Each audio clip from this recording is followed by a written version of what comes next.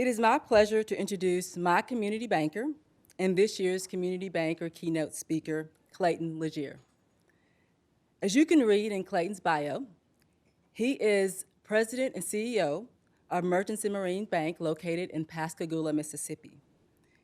But instead of reciting his qualifications and experience as noted in the conference materials, I would like to introduce you to the Clayton Leagear that I know. I met Clayton when I was an examiner for the Department of Banking and he an FDIC examiner. He was a balance of intellectually competent and personable. These traits are appreciated by not only community bankers, but also fellow regulators. It has been amazing to watch him transition from a regulator to a community banker, to watch him progress in leadership at the bank, expand his bank's footprint to ensure relevance, and build a capable team. I know that Clayton has a very capable team because he took one of my very capable examiners. Clayton has a passion for banking that is contagious. You see this passion in the culture that he has created at the bank and how he engages with his executive team, fellow bankers, and regulators. As a former regulator, I think he can appreciate the role that regulators play in the financial system, which often facilitates engaging conversations around pending and current legislation, industry trends, and Merchants and Marines' imprint on the communities of coastal Mississippi and Alabama. I'm extremely proud of Mississippi and Mississippi community bankers. Clayton is a great representation of both, and I'm looking forward to hearing his keynote. So without further delay, welcome Clayton.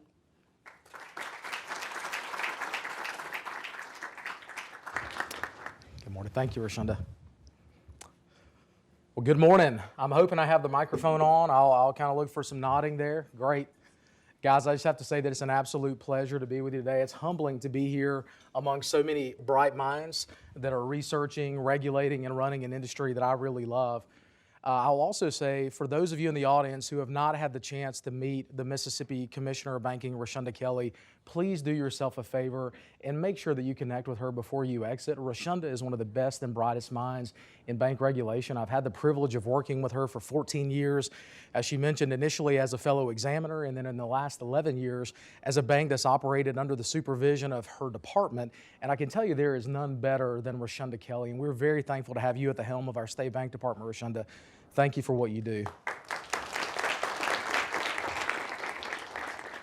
Folks, I'd also like to take a moment and recognize Mr. Jim Fuchs and the incredible team that you have around you. Jim, this conference is remarkable. The blend of regulation, the blend of research, the blend of practitioners is remarkable, especially pulling it off as flawlessly as you guys have in a hybrid setting where we have seamless interaction between people that are here in St. Louis and people that are dialing in from abroad. This is remarkable. Thank you for doing this, Jim. I know it's a lot of work. Last, I would, go ahead, please, yes.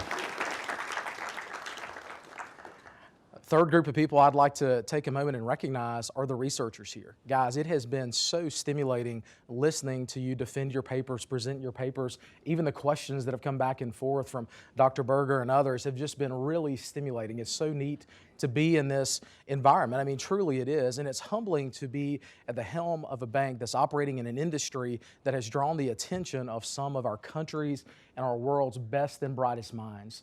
I mean, really, you guys could choose to research anything from behavioral economics to the migratory pattern of monarch butterflies. But instead, you have chosen to research our industry. And that's very humbling. Thank you for doing that. Thank you for the intellectual horsepower that you're putting into helping us better understand our industry. It's remarkable. And I have to say that it's incredibly hard to follow the prior two keynotes. Governor Bowman, Acting Chairman Grunberg, it's incredibly hard to follow keynotes like that, but I will say that you're not going to hear a lot of new things from me today, and frankly, even though we didn't conspire on our notes ahead of time in terms of the presentation topics, you're going to see a common theme in terms of some of the presentations. And so as we go through this, as I understand it, and I'm going to do like everybody else and click here on the clicker until I figure out which button goes forward. So as I understand my assignment today is to share a view from the field, a view from the lens of someone who is a practitioner running a community bank. If you were to tell my wife, hey, your husband's a practitioner running a community bank, she'd giggle a little bit, right? She's like, really? You know, this guy's running a bank. But I hope to do that today. And as we walk through this, I know that we have a lot of researchers in the audience. And so I know that bias creeps into everything that we do, conscious and unconscious bias. And so with that being said, I thought it'd be helpful to tell you a little bit about the lens through which I viewed the assignment of speaking on behalf of community banks nationwide. And that lens is very heavily tinted based on my role in Merchants and Marine Bank. And so I thought it'd only be fair to share a little bit with you about Merchants and Marine Bank so that you can evaluate my conclusions, my hypothesis, and everything else that we're going to share today through the lens of the bank that I'm privileged to lead. So Merchants and Marine Bank, first and foremost, is a true blue community bank. We're unashamed of the fact that we are a community bank. We love and believe in the community banking model. We think there is no other model out there that provides the same platform to simultaneously create value and transform communities and the lives of the people who live in them while simultaneously generating strong returns from shareholders. I would debate that point any day, all day, every day. There's no other model, and we believe that we operate in a very sacred space. Our bank was originally founded in 1898, was recapitalized in 1931. We operate 17 offices across 2 coastal states in Mississippi and Alabama. We have total assets of approximately $700 million. We have capital to almost double that. We operate 2 divisions of the bank, and this is key to our path going forward, creating a family of banks rather than just one big monolithic bank that covers all markets. Those divisions you'll see on the board: Canvas Mortgage. We also have a division called Canifirst Financial that provides banking services for medical cannabis providers in the state of Mississippi. Rashonda and her team are aware of that. But anyway, I just surprise, Rashonda. No, again, I will say that we're very fortunate in Mississippi to have a very forward-looking, forward-thinking Department of Banking. Rashonda is, I think, the epitome of what a banking commissioner should be in 21st century America to guide the evolution of community banks under her supervision. So that being said, that's enough of the sales pitch on Merchants and Marine Bank. So let's transition. Hope to find some commonality here before I go into the rest of my comments. And the commonality, I hope, is going to be found on a shared belief that community banks matter. I think we can all agree that community banks do matter. They matter enough that some people dedicate their entire lives to working in them. Some people dedicate their entire lives to regulating them, supervising them, shepherding them through the process. Some people dedicate their entire lives to researching them. We've heard countless stories throughout the last several presentations from Chairman Grunberg in terms of the impact that community banks have in small business lending, agricultural lending. We heard a great example from Tom Fite about the impact of a community bank on a boat dealership back home when that boat dealership was on the brink of failure and a community bank stepped in. We've also heard stories from our friends at James Madison University who did a super job presenting yesterday about the impact of F&M Bank on their community in non-tangible ways, right? The way that they get involved and plug into the community. So is it safe to say that we're all on the same page that community banks matter? Safe to say? Okay, good. I thought that would be the case. So that being said, I need to throw some cold water on us. And so what I hope to do through the remainder of the presentation is to prove to you or help you agree that community banking is in danger. It is. I know that's not a popular statement for someone to make, especially someone who's a CEO of a community bank, but it's something I really believe is true, and I hope to prove that to you today and give you some evidence as to why I think our industry is in danger. I hope to take some time and unpack some of the causes that are leading to community banks being endangered. I'd also like to share some thoughts and perspectives from a practitioner's view in the field of things that maybe could be done to help stem the tide of community banks vanishing, because that's what's happening, guys. That's what's happening. So I hope we can do that. And then the thing that I hope most of all is that in addition to the talk that's going to be done here today, the remainder of the conversation, words are great and words have power, but actions have more power. So it's not enough for us simply to sit around and mourn the loss of community banks. It's not enough for us to sit around and bemoan the fact that our nation's banking industry has shrunk by more than half in the last 20 years. We've got to do something about it. Otherwise, 20 years from now, those of us who are running, regulating, and researching this industry won't have anything to focus our life's work on. So we've all seen this graph from Fred, right? And by the way, hats off to the St. Louis Fed. Y'all's ability to assemble data is incredible. I love Fred. I'm a big fan of Fred. Thank you for making that resource available to all of us. But we know what the data says, right? We know that in the year 2000, we had approximately 10,600 banks. We heard yesterday that there are approximately 4,700 banks. And that equates to a reduction of more than 50%. We know that intuitively. Frankly, I think we're all desensitized to that. So I'd like to give you a few other stats over the same 22-year time period to help frame the decline of this industry, right? So there are a few data points, and so I'm going to hit some data points from the year 2000 and data points where they are today in the year 2022. So someone may say, well, you know, the reason that banks are declining is that the pie is shrinking, right? The banking asset pie is shrinking, and that necessitates some banks taking on an increased slice of the pie. Maybe that's what's leading to the decline. So if you look at the total banking pie in terms of industry assets in the year 2000, you would find that it was approximately $3.5 trillion in the year 2000. If you look at that same industry pie today, you would see that it's almost $18 trillion today, a multiple of 5 times. So I think it's safe to say the pie is not shrinking. The pie is getting larger, and that banks are increasingly getting larger and larger slices of that same pie. You may say, Clayton, I've heard everybody talk about, you know, community banks, people business, you know, the U.S. population stagnating. I know labor force participation rate is, you know, somewhat stagnating. I hear all these boomers are exiting the workforce. I mean, what about population trends? Is that maybe why community banks are fading into oblivion? Well, if we look at the U.S. population in the year 2000, you would see that it's approximately 282 million people. If we fast forward to today, 2022, we'd see that same number grow to 338 million people, an increase of almost 20%. So our population has increased 20%. At the same time, our industries declined by more than 50%. So clearly not a population issue. You may also think, well, Clayton, I've heard everybody say that small banks focus on small business. You know, and frankly, I think there's a strong parallel between small banks helping small businesses and minority mortgage loan originators helping minority borrowers with higher outcomes. I think there's some similarities there, some parallels there. But Clayton, I know that COVID hit, a lot of businesses closed. You know, maybe the small business pie is shrinking. So if you look at the same numbers, according to the U.S. Small Business Administration, in the year 2000, we had 20 million small businesses, ballpark, 20 million small businesses in the year 2000. Today, we have 31.7 million small businesses in the United States, an increase of over 50%. So clearly, the small business pie is not shrinking. So we've evaluated the population of the U.S., we've evaluated the number of small businesses, we've evaluated the assets under management and banking to provide some context to this. So when you see this chart, every other metric that we've talked about is sloping upward, except the bank count in our industry. And so when you think about that, I mean, the first thing that's going to come to mind is why? Why is that happening? Why are banks declining at a time that most other facets of our economy are increasing? Second question is probably, what do we do about it? What are some things we can do to stem the tide of banks sliding into the abyss, and with them sliding into the abyss, the communities they serve losing their heartbeat? We heard that term used yesterday, that community banks are the heartbeat of their communities, and I think that's such a great visualization of what we aspire to be as community banks. So let's dive into that a little bit. All right, so I promise I've not lost my mind by quoting the National Geographic Society. Please bear with me. But I think that we can learn something from a different sector that has dealt with managing, supporting, and regulating species that are endangered when we're reflecting on our own industry that may also be endangered.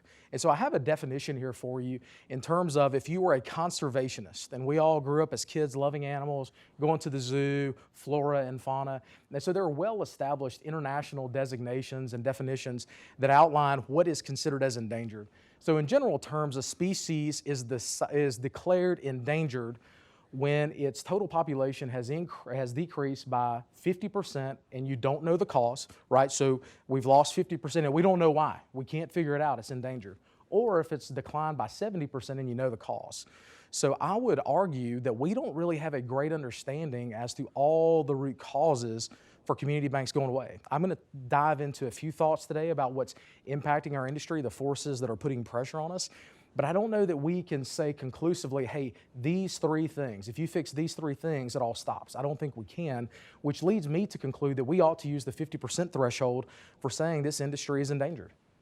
And I would stand by that. So let's evaluate some of the forces that are putting pressure on our industry. I'm not going to tell you anything you don't know. There's no major revelations here, but I hope to repackage it and reframe it. And as I'm evaluating these forces, you'll see me continue to tie back to the method that conservationists use to evaluate and manage and support endangered species. The reason I do that, oftentimes when we confront problems in leadership, we get so close to them. They're so close to us, and we just can't get proper perspective until we back away. Conversely, we can oftentimes identify solutions to our own problems by looking in other businesses and other industries and other countries. And so I think there's something we can learn through the lens of those who are fighting to save species of animals and plants around the world that we can apply to our own industry. So when a species is in danger, there are a variety of lenses that conservationists will look through to evaluate the root cause of them becoming endangered, ranging from habitat loss to the threat of invasive species, overexploitation. You also have climate change. And so I've applied that same sort of analytical filter set to our industry to provide some context. So we all know habitat loss. I know that seems somewhat ambiguous, but we've heard about the impacts of deregulation in the banking industry. There used to be a time when banks didn't really have to worry about that much new competition because you couldn't branch into communities, right? And I'm not advocating going back to that by any means, but I think we have to acknowledge that in some cases deregulation allowed other entrants to come into bank spaces. And that's okay, but it is a cause. And when you layer on top of that the prevalence of technology today, when most all of us, I don't have my phone in my pocket, but if I did, we can all bank from our phones. We can open accounts online. We can borrow money online. We can do that from wherever we are in the country. I think that habitat is getting progressively squeezed. Our ability to have a defined niche is getting squeezed, and the industry is having to adapt. And so I think that's why you see things like fintech partnerships. That's why you see banks starting new divisions as we are diversifying revenue streams, because our habitat's in danger and we're having to find new food sources. We're having to find ways to survive. Another topic, and I don't know that this is talked about as much, and hopefully this will be insightful, is overexploitation. Now, if we're talking about a species, I go back to Crocodile Dundee, the opening scene, right? You have the poachers out there shooting all the lovable kangaroos, and everybody's like, oh no, that's awful. That's awful, and it is. In our world, overexploitation looks like the mounting pressure that community banks face to generate exceedingly high returns, right? Because what we face, as opposed to poachers, is we face increasingly larger competitors who are looking at us as an opportunity to acquire, institute cost savings, and then add to their already large market share. That's what we're dealing with. And those threatening competitors can be not only other banks, but they can be credit unions. They can be fintechs. They can be a variety of forces.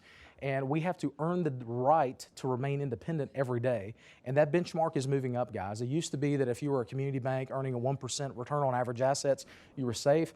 Those days are long gone. You can be a community bank earning more than a 1% return on average assets and still have someone come in and acquire you because they think they can run your bank better. That also looks like community bank shareholders, and we'll talk about this more later on, that need liquidity for their shares. They invested 30 years ago, 40 years ago, and that shareholder's passed away, and the generation that inherits those shares needs liquidity for the shares.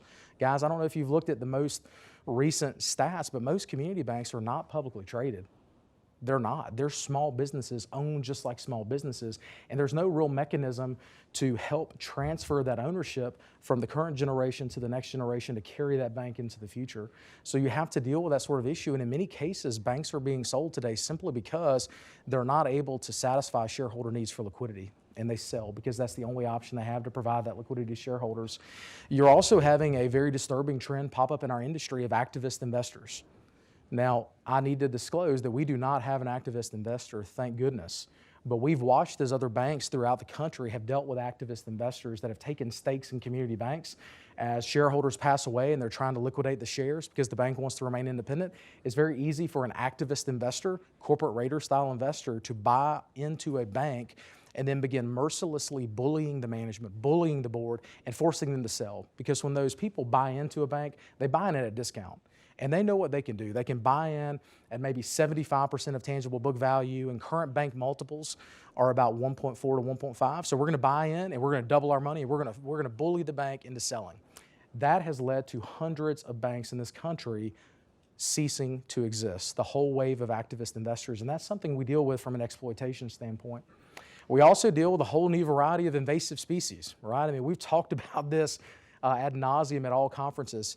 Things like credit unions, fintechs, You even have other merchants, non-traditional players in the space that are encouraging consumers to use their payment apps rather than using their debit card, right? Hey, store money on our app so when you order your coffee, it will be ready for you. We're gonna give you points. Oh, and by the way, your bank doesn't get interchange fees for each one of those transactions, right? So we have all sorts of invasive species that are coming in.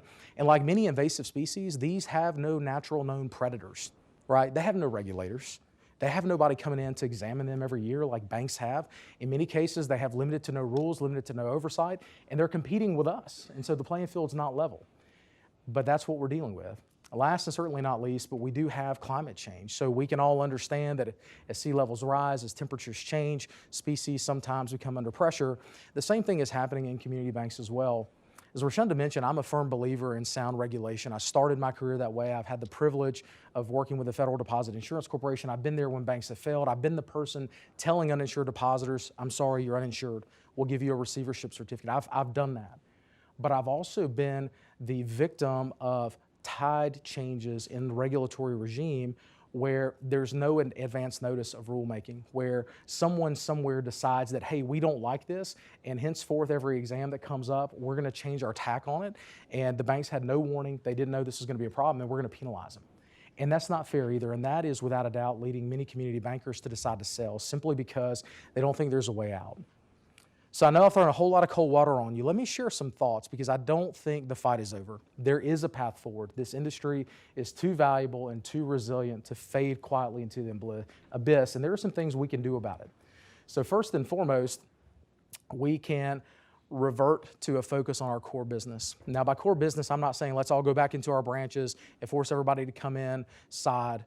But I do think many community banks are losing their way. They're losing their focus on their core business in pursuit of quick wins. They're pursuing fintech. They're pursuing really weird asset liability management strategies. They're buying non-core loans, and they're hoping that would augment lack of focus on the core business. It won't. Those things can accentuate, but they can never replace your core business. We have to own that. Another shortfall is we have to build bankers. Just as you saw the decline in community banks, there's been an equal decline in community bankers. We need bankers. America needs community bankers now. And if we don't start building those bankers today, they will not be there and ready for us tomorrow when we need to pass the reins. We have to begin building bankers today, whether you build them in your bank or whether you're able to steal them from your bank department. Thanks, Rashonda. We have to begin building bankers. And in all seriousness, I think that is an unsung hero role that our regulators play. They do develop really great bankers for the industry, and that has been a hidden gem for many banks. I think we also have to own the storytelling, guys. If you don't own the narrative and if we don't tell the stories like Tom Fight told about the people we help and the people we save, if we don't control the narrative, someone else will. And I can assure you that if you are on the other side of a community bank, the narrative you will tell about them is not always going to be positive. We can't let people control our narrative. The last two items I have are things that I would hope that we can talk through collaboratively as an industry, as a regulatory group. The first of these being a reimagined capital stack. Guys, there is no way for most community banks to transition ownership. We all talk about management succession. We've got to find a more innovative way to allow ownership succession to happen. If I'm stepping into any other business in the country and I've been the person running it for 10 years, and our management team wants to buy that business from the current owner, there's a way to do that. If I'm in manufacturing, if I'm in retail sales, there's ways to do that.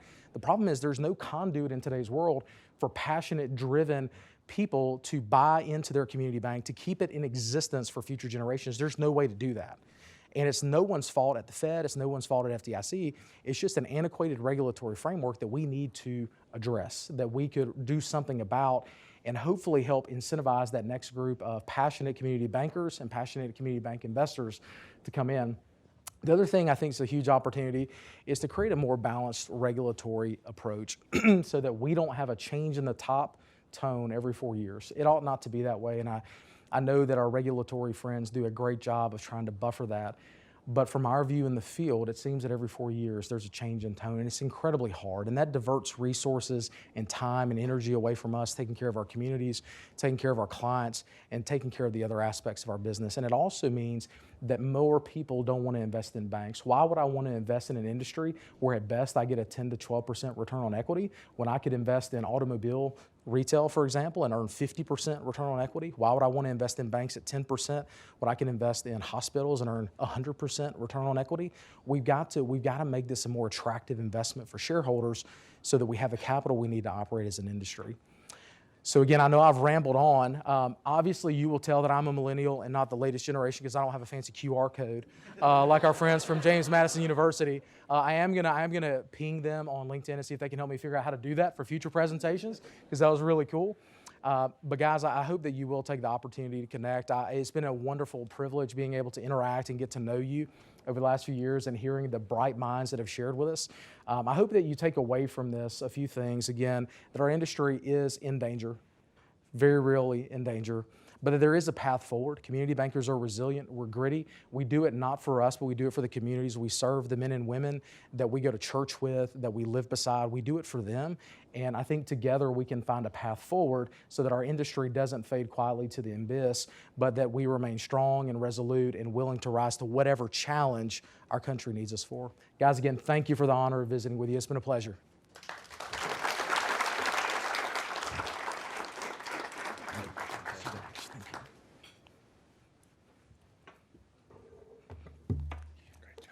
Well, thank you, Clayton. Alan, do you have a question or comment? Yeah, I'll just have a comment for Clayton and for everybody, if you'd like. It's really uplifting. That's one of the reasons we like to come to these conferences. You know, go to an academic conference, everybody's beating us up. We like that. But so I like your analogy to nature, and we actually do have that in economics. It's very consistent. So you really, you can't fight nature. You have to adapt to it. You're not going to win against nature. Will always win, and in economics, markets will always win. So there are a lot of market forces that tell us, community banks, we're gonna wipe you out. But how do you deal with that? You don't fight the market. You adapt to the market, and so that means you find your niche, and you don't just say I'm fighting you. You don't fight back. You say, what can I do to adapt to the market? Just like you adapt to nature, you can't do anything else about it. And so, what do I have a comparative advantage in? I have a comparative advantage maybe in relationship lending. I have a comparative advantage in branding to the community. Let the community know I'm there for you. You guys in New York maybe aren't, and just find those comparative advantages. And differentiate products. It's like 100 years old. That's economics. Is you have a differentiated product, that gives you market power. You need market power to survive. So those are things to do. You all know what you do better than I do, but that's what the economics says. And it's exactly the same with nature. You don't fight nature. You find a way to adapt to it, and you don't fight it. So that's the way I do it. Thanks very much.